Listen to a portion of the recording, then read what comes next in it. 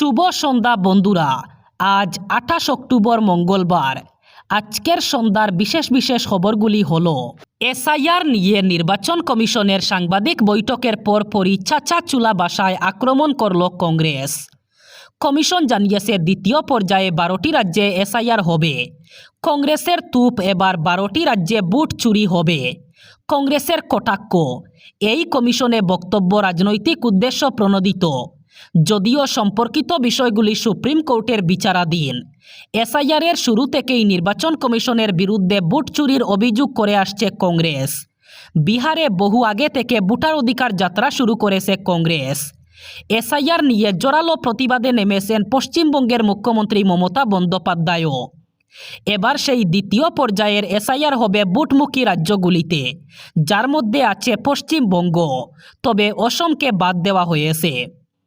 এদিন কমিশন সাংবাদিক বৈঠকের শুরুতেই রাজনৈতিক দলগুলির উদ্দেশ্যে বলে, বিহারে সাফল্য পেয়েছে এসআইআর, ভোটারদের কোনো অভিযোগ নেই, এবার বুটমুখী রাজ্যগুলিতে হবে এসআইআর। পশ্চিমবঙ্গ, ছত্তিশগড়, গোয়া, গুজরাট, কেরল, পুদুচেরি, মধ্যপ্রদেশ, রাজস্থান, তামিলনাড়ু সহ মোট 12টি রাজ্যে দ্বিতীয় পর্যায়ের এসআইআর হবে। কমিশনের এই ঘোষণার পরেই আসরে নামে কংগ্রেস। এক স্যান্ডেলে একটি পোস্টে কংগ্রেস লিখেছে, নির্বাচন কমিশন এখন 12টি রাজ্যে বুট চুরি খেলা খেলতে চলেছে। এসআইআরের অধীনে বিহারে 69 লক্ষ ভোটার কাটা হয়েছে। এখন 12টি রাজ্যে কোটি কোটি বুট মুছে ফেলা হবে। যে নির্বাচন কমিশন মোদী সরকারের সঙ্গে যোগসাজশে এই বুট চুরি এবার গোটা দেশ জুড়েই হবে। অসমে এখনই হচ্ছে না এসআইআর অথবা ভোটার তালিকার বিশেষ নিবিড় সংশোধন। একবার যদি নাগরিকত্ব প্রমাণ হয়েছে তাহলে আর দ্বিতীয়বার নাগরিকত্ব প্রয়োজন নেই। অসমের জন্য পৃথকভাবে নাগরিকত্ব প্রমাণের ব্যবস্থা করা হবে। এই বড় ঘোষণা করেছেন মুখ্য নির্বাচন কমিশনার জ্ঞানেশ কুমার। গতকাল দিল্লিতে এসআইআর নিয়ে বৈঠকের পর দেশের 12টি রাজ্যে এসআইআর ঘোষণা করে নির্বাচন কমিশন। তবে এই 12টি রাজ্যের মধ্যে অসমকে রাখা হয়নি। নির্বাচন কমিশন জানিয়েছে, অসমে ইতিমধ্যেই এনআরসির পুনর্নবীকরণের প্রক্রিয়া নিয়ে চিন্তাভাবনা চলছে। যদি অসমে এনআরসির পুনর্নবীকরণ হয় তাহলে আর অসমে আলাদাভাবে এসআইআরের কোনো প্রয়োজন নেই। অসমে আর চলবে না বহু বিবাহ, বাল্যবিবাহ। ধর্ম অনুমতি দিলেও হিমন্ত বিশ্ব শর্মা সরকার অনুমতি দেবে না। এবার থেকে একের বেশি বিয়ে করলেই যেতে হবে জেলে। যে ধর্মেরই হন না কেন 7 বছর পর্যন্ত জেল হবে। বহু বিবাহ নিয়ে আবারও মুখ্যমন্ত্রী ডক্টর হিমন্ত বিশ্ব শর্মার হুঁশিয়ারি। গতকাল নিযুত ময়না 2.0 প্রকল্পের উদ্বোধনী অনুষ্ঠানে ভাষণ দিতে গিয়ে মুখ্যমন্ত্রী বলেন, অসমে আর কোনোভাবেই চলবে না বহু বিবাহ। যদি কোনো ধর্ম বহু বিবাহের অনুমতি দেয়ও, তবুও হিমন্ত বিশ্ব শর্মার সরকার বহু বিবাহের অনুমতি দেবে না। একজনের বেশি বিয়ে করলেই যেতে হবে জেলে, তাও আবার 7 বছর পর্যন্ত জেল হবে। আনুষ্ঠানিকভাবে সূচনা হলো নিযুত ময়না 2.0 প্রকল্প। গতকাল সরুসজাই স্টেডিয়ামে মুখ্যমন্ত্রী ডক্টর হিমন্ত বিশ্ব শর্মা এই প্রকল্পের উদ্বোধন করেন। এই প্রকল্পটি রাজ্যের উচ্চ মাধ্যমিক, স্নাতক এবং স্নাতকোত্তর স্তরের ছাত্রছাত্রীদের জন্য উপকারী হবে। বাল্যবিবাহ রোধ এবং মেয়েদের শিক্ষার প্রচারের লক্ষ্যে সরকার এই উচ্চবিলাসী প্রকল্প চালু করেছে। গত বছর 1,61,302 জন শিক্ষার্থী এই প্রকল্পের সুবিধা পেয়েছিলেন। এই বছর 3,50,265 জন শিক্ষার্থী উপকৃত হবেন। অনুষ্ঠানে উপস্থিত শিক্ষার্থীদের মধ্যে চেক বিতরণ করেন মুখ্যমন্ত্রী। নতুন সময়সূচি অনুযায়ী এই বছর প্রাপ্ত অর্থের পরিমাণ, উচ্চ মাধ্যমিকের শিক্ষার্থীরা প্রতি মাসে 1,000 টাকা, স্নাতকোত্তর পরীক্ষার্থীরা 1200 টাকা। দিল্লির বিজ্ঞান ভবনে সাংবাদিক বৈঠক করে এসআইআর অথবা ভোটার তালিকার নিবিড় সংশোধনী ঘোষণা করল নির্বাচন কমিশন। এসআইআর ঘোষণা করলেন মুখ্য নির্বাচন কমিশনার জ্ঞানেশ কুমার। আজ অর্থাৎ 28 অক্টোবর 2025 থেকে পশ্চিমবঙ্গ সহ 12টি রাজ্যে একসঙ্গে এসআইআর শুরু হতে চলেছে।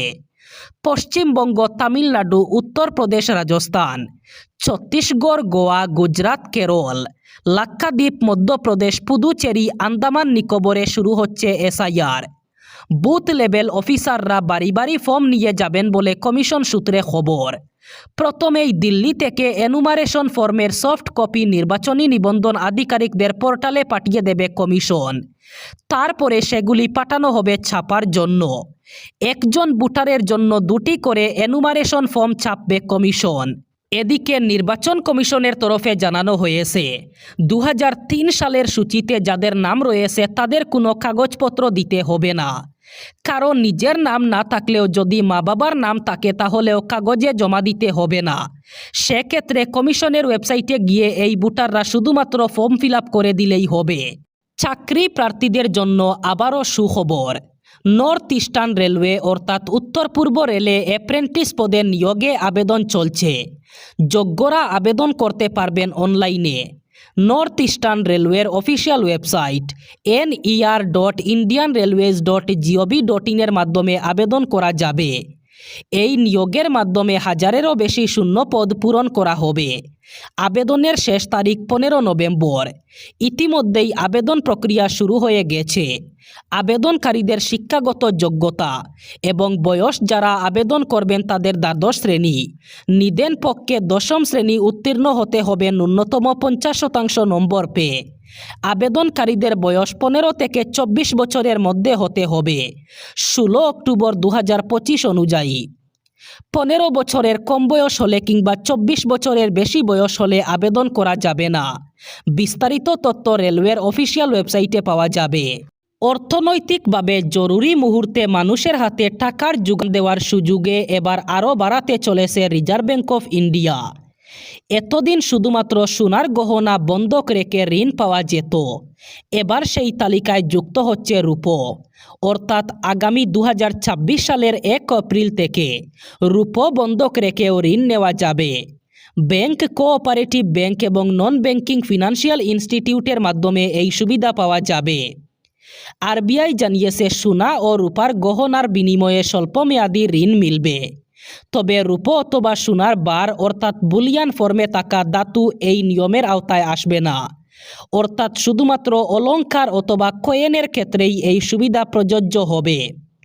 আরবিআইয়ের এই পদক্ষেপে মধ্যবিত্ত ও নিম্ন মধ্যবিত্ত শ্রেণীর মানুষের জন্য ঋণ পাওয়া অনেক সহজ হয়ে যাবে বলে মনে করছেন অর্থনৈতিক বিশেষজ্ঞরা।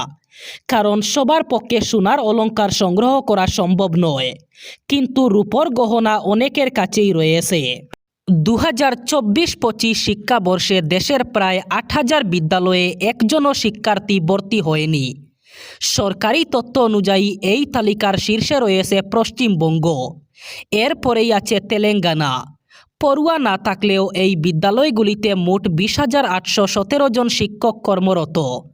বিশেষত পশ্চিমবঙ্গে এমন শিক্ষকের সংখ্যা 17,965 জন এবং 0 জন ভর্তি এমন স্কুলের সংখ্যা ছিল 3,812, যা দেশের মধ্যে সর্বোচ্চ।